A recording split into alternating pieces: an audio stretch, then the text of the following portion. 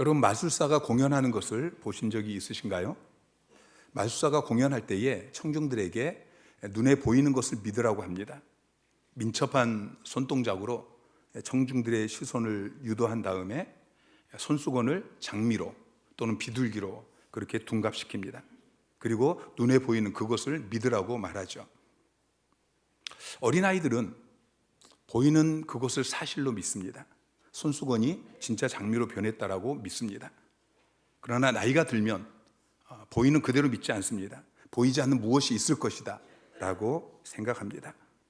여러분, 신앙생활은 보이는 것을 믿는 것이 아니고 반대로 보이지 않는 것을 믿는 것입니다. 히브리서 기자는 지난주에 살펴본 1절부터 3절까지 말씀을 통해서 믿음이 무엇이냐? 믿음은 바라는 것들의 실상이다. 보이지 않는 것들의 증거다 라고 이야기하고 있습니다. 우리는 눈에 보이는 것을 붙잡고 사는 사람이 아닙니다. 아는 생활이 아니고 믿음 생활, 신앙 생활이라는 것을 기억하십시오. 눈에 보이지 않는 하나님, 그리고 그분의 말씀을 믿는 믿음으로 사는 사람, 그게 바로 저와 여러분인 것을 믿으시기 바랍니다. 하나님께서 히브리서 11장을 믿음의 명예전당으로 세우셨습니다. 그리고 수많은 믿음의 거장들의 이름을 쭉 기록해 놓으시는데 그 중에서 첫 번째 인물로 아벨을 언급하고 있습니다. 아담과 하와를 언급하지 않은 것은 그들은 믿음의 사람이라고 불리워질 수 없기 때문입니다. 아담과 하와는 이미 에덴 동산에서 하나님을 만났습니다. 하나님을 눈으로 보았고 또 하나님과 직접 이야기를 했고, 그래서 그들에게는 믿는다라는 단어보다는 안다라는 단어가 더 적합한 것이죠. 그래서 히브리서 기자는 믿음에 대한 신뢰를 쭉 언급하면서 첫 번째로 아담과 하와를 선택한 것이 아니고 아벨을 택했습니다. 아벨은 에덴 밖에서 태어났고 그리고 실제적으로 하나님을 보지 못했습니다. 그래서 그는 믿는 것에 대한 이 믿음의 신뢰가 되는 것이죠. 히브리서 11장은 믿음의 거장들을 통해서 믿음의 여러 면모들을 설명하고 있습니다. 특별히 아벨을 통해서 믿음의 첫 번째, 믿음의 시작, 믿음의 가장 중요한 부분을 다루고 있습니다. 오늘 본문은 아브라함의 믿음을 세 가지로 이야기하고 있는데, 첫 번째는 아벨의 믿음은 더 나은 제사를 하나님께 드리게 했습니다. 그리고 그 믿음으로 아벨은 의로운 자라는 증거를, 인정을 받게 되어집니다. 그럼 마지막으로 그는 죽었지만 그의 믿음은 지금도 말하고 있습니다. 오늘 본문은 아벨이 믿음으로 더 나은 제사를 드렸다라고 말하고 있습니다. 믿음에 대해서 가장 먼저 말하는 게 뭐냐면 제사에 대한 이야기예요. 여러분, 제사가 무엇이죠? 제사는 예배입니다. 오늘날로 이야기하면 예배. 여러분이 지금 하나님 앞에 나와 예배 드리는, 하나님 앞에 나아가는. 자, 원래 인간은 하나님과 함께 살도록 창조되었습니다. 하나님께서 인간을 창조하실 때 자기 형상대로 창조하셨고, 그리고 창조하신 인간에게 복을 주시고 에덴 동산 안에서 하나님과 함께 살게 하셨습니다. 사람들은 날마다 하나님께 나아가서 하나님을 만나고 하나님과 교제하고 하나님이 주시는 영생의 복을 받아 누렸습니다. 창세기 2장 8절에 보면은 여호와 하나님이 동방의 에덴에 동산을 창설하시고 그 지으신 사람을 거기 두시니라. 에덴 동산은 천국입니다. 하나님 나라죠. 하나님이 통치하시는 하나님 나라. 여러분, 우리나라는 대통령이 통치하는 나라입니다. 조선시대는 이씨라는 왕이 통치하는 나라죠. 자, 어떤 왕이 통치하느냐에 따라서 그 나라가 행복하기도 하고 불행하기도 합니다. 여러분, 하나님이 통치하시는 나라는 행복한 나라입니다. 하나님은 하나님 나라를 만드시고 그 나라에 자기의 백성들이 살게 하셨는데 아담이 죄를 지었습니다. 창세기 2장 17절 말씀 시작. 선악을 알게 하는 나무의 열매는 먹지 말라. 내가 먹는 날에는 반드시 죽으리라 하시니라. 자, 하나님께서 명령하셨어요. 선악과를 먹지 말아라. 그런데 아담과 하와가 불순종했습니다. 하나님의 통치를 받지 않은 것입니다. 이게 죄입니다. 특히 아담이 인류의 대표로서 죄를 지었기 때문에 이 대표성의 원리에 따라서 모든 사람들은 죄인이 되었습니다. 이것을 원죄라고 이야기하죠. 시편 51편 5절에 다윗은 이렇게 고백해요. 내가 죄악 중에서 출생하였으며 어머니가 죄 중에서 나를 잉태하였나이다. 다윗은 태어날 때부터 죄인으로 태어났다. 내가 태어나서 죄를 지어서 죄인이 되었다라고 고백하는 것이 아니고 죄악 중에 출생했다라고 고백하고 있습니다. 그 죄의 결과 가장 먼저 영혼이 죽었습니다. 창세기 2장 17절 말씀을 다시 한번 보면 하나님께서 말씀하셔요. 선악을 알게 하는 나무의 열매는 먹지 말라. 내가 먹는 날에는 반드시 어떻게 된다고요? 죽으리라 그랬어요. 하나님께서 선악과 먹이면 반드시 죽는다라고 말씀하셨고, 아담은 선악과를 다 먹고 죽었습니다. 육체는 아직 살아있지만 그 영혼이 죽은 것입니다. 그리고 이제 하나님 앞에 나아갈 수 없게 되었습니다. 자, 창세기 3장 23절부터 시작. 여호와 하나님이 에덴 동산에서 그를 내보내어 그의 근원이 된 땅을 갈게 하시니라.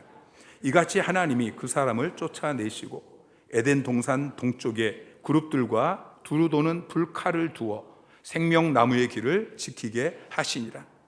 하나님께서 죄를 지은 그 아담과 하와를 에덴 동산에서 쫓아냈습니다. 에덴 동산에 쫓겨나고 하나님에게서부터 쫓겨난 것입니다. 이제 하나님 앞에 나아갈 수 없게 되어진 것입니다. 그 결과 복 대신에 저주가 임하게 되었습니다. 창세기 3장 16절부터 보면은 여자는 임신하는 고통을 겪게 되어지고, 땅은 저주를 받아서 가시 엉겅퀴를 내게 되고, 남자는 평생 수고해야 그 소산을 먹게 되어집니다. 그것으로 끝이 아닙니다. 히브리서 9장 27절 말씀 시작. 한 번 죽는 것은 사람에게 정해진 것이요 그 후에는 심판이 있으리니. 자, 이제는 육체도 죽게 되어집니다. 시간이 지나면 70년 80년이 지나면 육체도 죽게 되고, 그리고 그것으로 또 끝이 아니에요. 심판을 받고 지옥에 던져지게 되는 것이죠. 죄를 지은 결과 첫째 영혼이 죽었고, 그 다음에 이 땅에서 저주의 삶을 살게 되어지고, 또 육체도 죽게 되고 심판받고 지옥불에 던져지게 된 것입니다. 그럼 어떻게 이 죄의 문제를 해결하고 하나님께 나아가서 하나님이 우리를 위해 예비하신 그 복된 삶을, 영생의 삶을 누릴 수 있습니까? 아담과 하와가 죄를 짓고 나니까 수치심과 부끄러움이 찾아왔습니다. 그래서 그 문제를 해결하기 위해서 창세기 3장 7절에 보니까 이에 그들의 눈이 밝아져 자기들이 벗은 줄 알고 무화과 나무 잎을 엮어 치마로 삼았더라. 무화과 나무로 옷을 만들어서 그 죄를 가리우려고 했습니다. 그런데 그것으로 죄가 덮어지지 않았습니다. 죄의 문제가 해결되지 않았습니다. 그때 하나님께서 21절에 여호와 하나님이 아담과 그의 아내를 위하여 가죽옷을 지어 입히시니라. 무화과 나무 잎이, 사람이 노력해서 만든 그 무화과 나무 잎이 그의 죄를 가리울 수 없었기 때문에 하나님께서는 가죽옷을 지어 입혀주셨습니다. 하나님께서 친히 동물을 잡으시고 그 피를 흘리시고 그 동물의 가죽으로 아담과 하와의 이 가죽옷을 만들어서 입히신 것입니다. 하나님께서는 동물 가죽옷이 아니라 천사의 옷을 주실 수도 있습니다. 영원히 썩지 않는 어떤 물질로 된 그런 옷을 만들어 주실 수도 있습니다. 그런데 친히 동물을 잡아 죽이시고 가죽옷을 만들어서 입혀주셨습니다. 왜 그렇습니까? 죄의 삭은 사망이기 때문입니다. 죄를 지으면 그 사람이 죽어야 됩니다. 그런데 하나님께서 그 사람이 아니라 대신 짐승을 죽이시는 것이죠. 하나님께서 직접 짐승을 죽이시고 가죽옷을 만들어 입혀주시면서 이 짐승을 죽여서 드리는 제사에 대해서 가르쳐 주신 것입니다. 여러분, 그 짐승이 무슨 짐승입니까? 양이죠. 어린 양. 아벨은 양의 새끼를 잡아서 제사를 드렸습니다. 그 어린 양은 앞으로 오실 메시아 예수 그리스도를 상징하는 것입니다. 하나님께서 아담에게 예수 그리스도께서 어린 양으로, 구세주로 너의 죄를, 아니 온 인류의 죄를 사해 주기 위해서 오실 것이다 라고 말씀해 주십니다. 창세기 3장 15절 말씀 시작. 내가 너로 여자와 원수가 되게 하고 내 후손도 여자의 후손과 원수가 되게 하리니 여자의 후손은 내 머리를 상하게 할 것이요 너는 그의 발꿈치를 상하게 할 것이니라 하시고. 자, 창세기 3장 15절 말씀은 최초의 복음입니다. 자, 여자의 후손이 누구입니까? 모든 사람들은 남자의 후손입니다. 남자를 통해서 태어나죠. 그런데 남자를 통하지 않고 여자를 통해서 태어나신, 동정녀 마리아를 통해서 오신 예수 그리스도를 말씀하고 있는 것입니다. 여자의 후손 예수 그리스도께서 앞으로 오셔서 사탄의 머리를 깨뜨리실 것, 이것을 약속하고 계십니다. 이 말씀을 하신 뒤에 이제 21절에 어린 양을 잡아서 가죽옷을 지어 입혀 주십니다. 이때 하나님께서 아담에게 피의 제사, 희생의 제사를 드리라고 말씀하셨을 것입니다. 그리고 아담은 그의 아들 가인에게, 아벨에게 그것을 가르쳤습니다. 자, 창세기 4장 3절 4절 말씀 시작. 세월이 지난 후에 가인은 땅의 소산으로 제물을 삼아 여호와께 드렸고 아벨은 자기도 양의 첫 새끼와 그 기름으로 드렸더니 여호와께서 아벨과 그의 제물은 받으셨으나.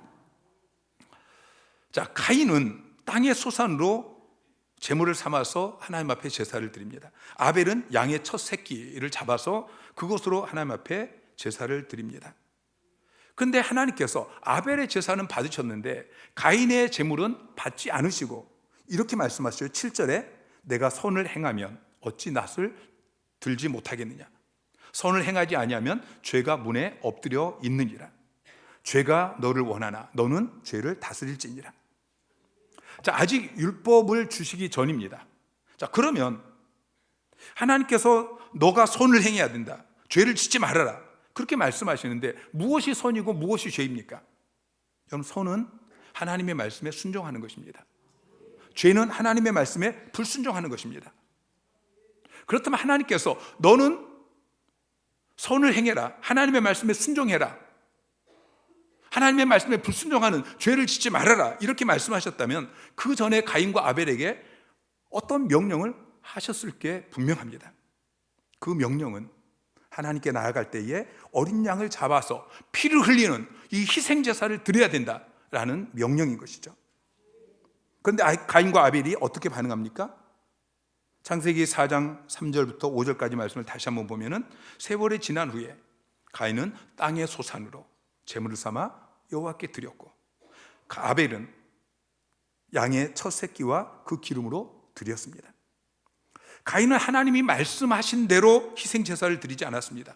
그냥 자기가 농사 지어서 얻어 추수한 그 땅의 소산으로 제물을 삼아서 하나님 앞에 제사를 드렸습니다. 그런데 아벨은 하나님이 말씀하신 대로 양의 첫 새끼를 잡아서 희생 제사, 피의 제사를 드렸습니다.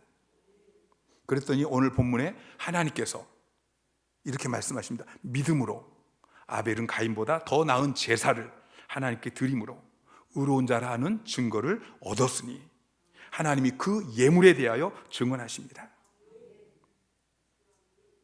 아벨은 가인보다 더 나은 제사를 드렸습니다.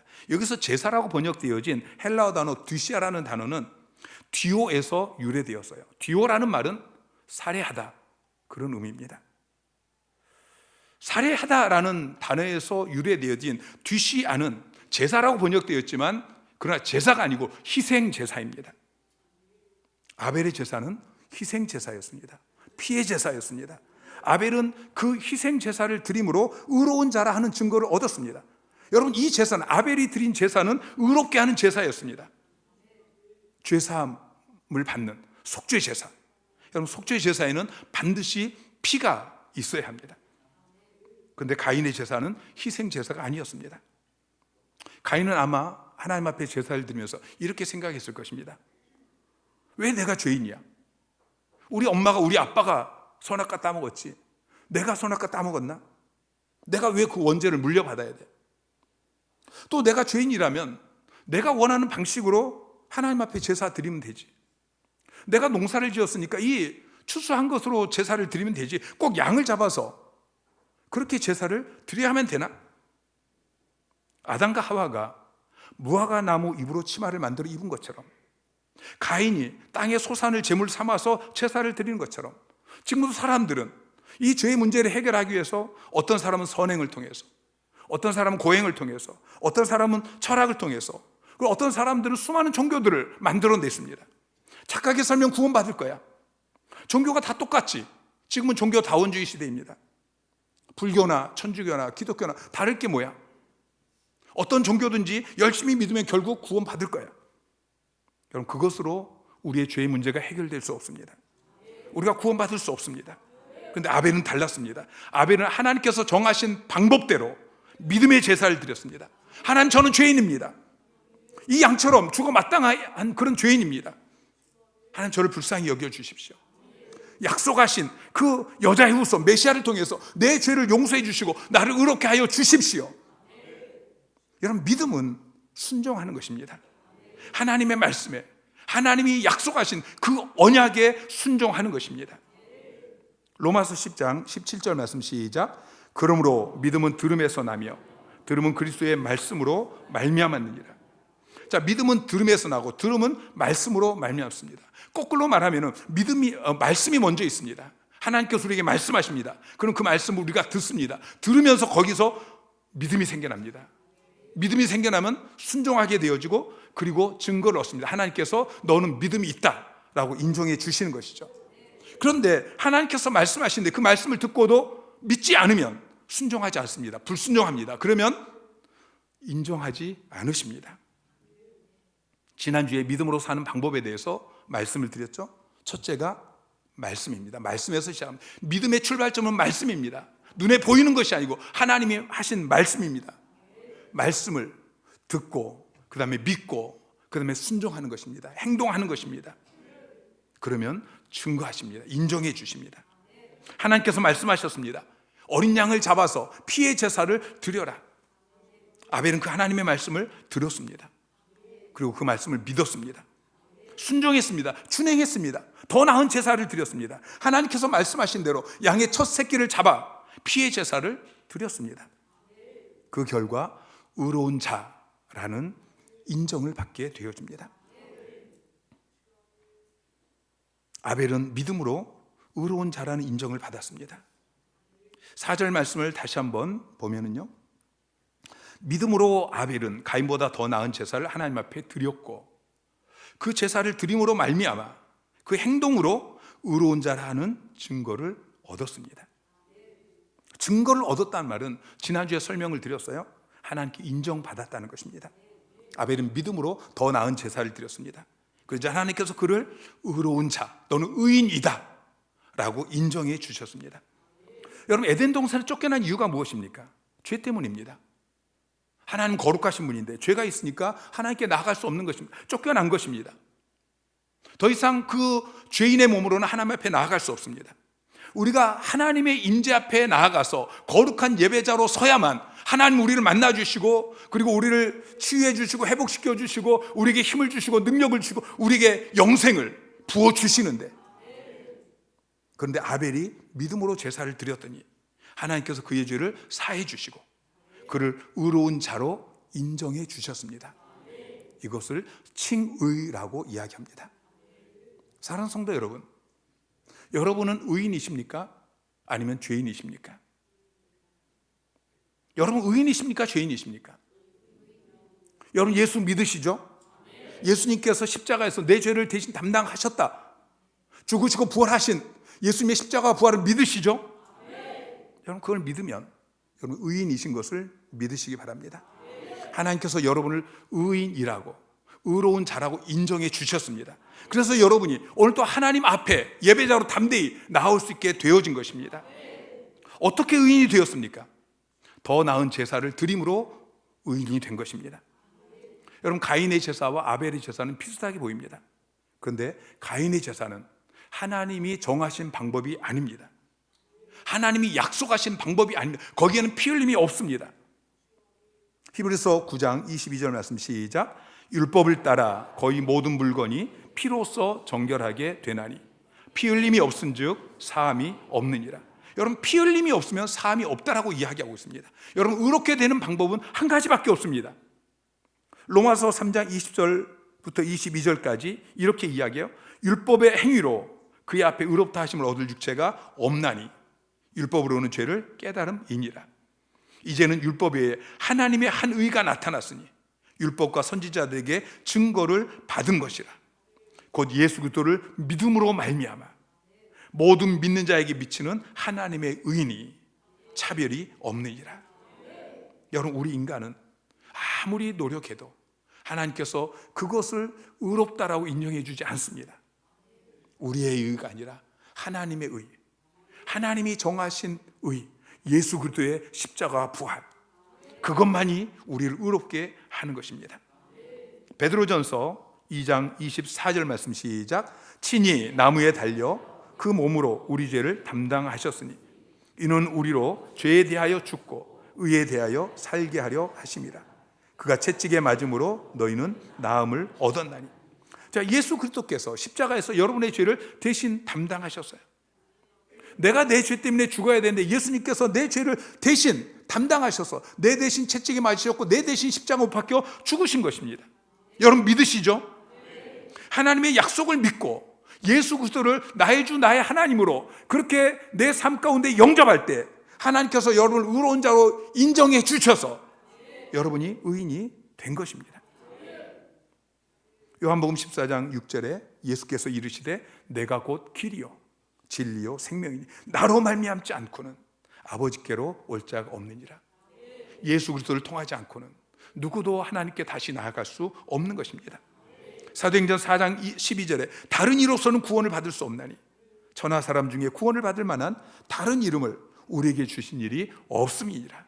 오직 예수 그리스도를 통해서 우리의 죄가 사함받고 우리가 의롭게 되어지고 우리가 하나님 앞에 나아갈 수 있게 되는 것입니다. 마지막으로 믿음으로 아벨은 죽었지만 지금도 말하고 있습니다. 인명호피라고 이야기하죠. 사람은 죽어서 이름을 남기고 호랑이는 죽어서 가죽을 남깁니다. 사람들은 이 세상을 떠날 때에 의로운 사람이든 불의한 사람이든 다 무엇인가를 남깁니다. 여러분은 죽을 때에 무엇을 남기기를 원하십니까? 오늘 본문은 아벨이 죽었지만 이야기를 남겼다라고 말하고 있습니다. 저가 죽었으나 오히려 말하느니라. 자, 아벨이 현재까지 말하고 있다면 그가 말하고 있는 내용은 도대체 무엇일까요? 인간이 창조된 이후 두 번째 세대를 살았던 이 아벨이 그때와는 전혀 다른 시대 21세기를 살고 있는 저와 여러분에게 지금까지 말하고 있는 그 내용이 무엇입니까? 오늘 본문은 한 단어, 믿음에 대해서 말하고 있습니다. 믿음. 이것이 아벨이 우리에게 지금까지 말하고 싶은 메시지인 것입니다. 여러분의 믿음이 찬양할 때만 고백되어지는 믿음이 아니고 말씀이 선포될 때만 아멘 하는 그런 믿음이 아니고 내가 원하는 은혜가 넘쳐서 간증할 때만 그렇게 고백하는 믿음이 아니고 평안할 때만 고백되어지는 그런 믿음이 아니라 죽은 다음에도 고백되어지고 말한 믿음이 되어지기를 주님의 이름으로 축원합니다. 서울 양화진에 가면 선교사들의 묘지가 있습니다. 그곳은 우리나라를 복음의 땅끝으로 생각하고 이 땅에 찾아와서 복음을 전하다가 이 땅에서 숨진 10개국 395명의 선교사들이 묻혀 있습니다. 그들은 그곳에 묻혀 있지만 지금도 말하고 있습니다. 풍상에 씻겨서 흔적을 알아보기 힘든 빛바랜 묘지명에 이렇게 기록되어 있습니다. 친구를 위하여 자기 목숨을 버리면 이보다 더 큰 사랑이 없느니라. A.K. 젠슨.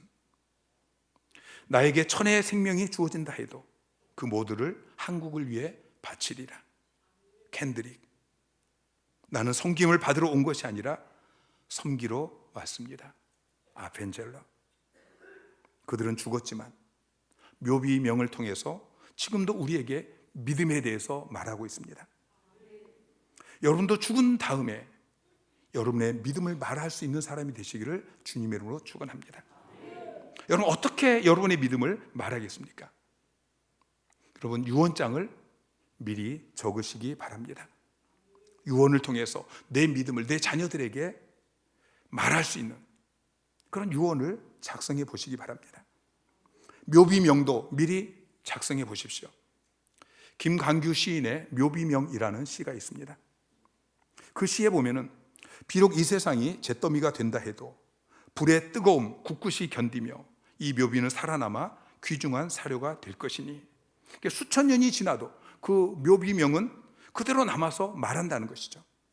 이 묘비명을 통해서 여러분의 믿음을 여러분의 후손들에게 말할 수 있는 여러분이 되시기를 주님의 이름으로 축원합니다.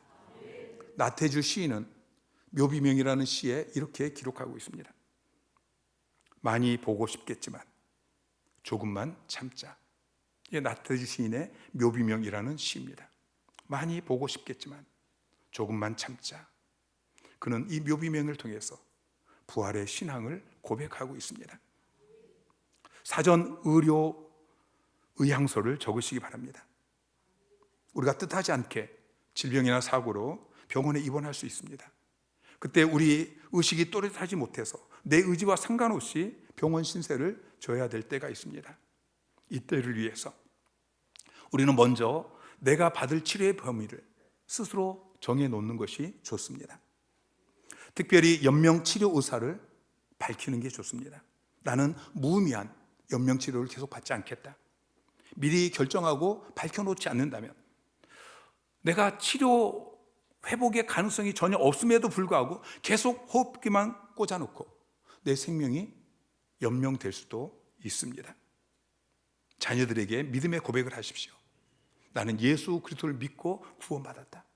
나는 죽으면 천국 간다. 아니, 나는 죽어야 천국 간다. 무의미한 연명치료 계속하지 말아라. 사전 장례 의향서를 적으시기 바랍니다. 종종 고인의 유족들이 장례식장에서 이 장례식을 어떻게 치를 것인지 이것에 대해서 갈등을 겪는 것을 보게 됩니다. 이런 갈등을 겪지 않기 위해서 미리 자신의 장례 의향을 밝히는 것입니다. 특별히 자녀들이 예수를 믿지 않을 때에 장례를 기독교 예식으로 치러라. 또 장례 용품, 장례 비용 이게 어느 정도 선에서 해라. 시신은 어떻게 처리해라. 화장을 해라. 수목장으로 해라. 이런 것을 통해서 여러분이 죽은 다음에도 여러분의 믿음을 여러분의 자손들에게 계속해서 말할 수 있는 여러분 되시기를 주님의 이름으로 축원합니다.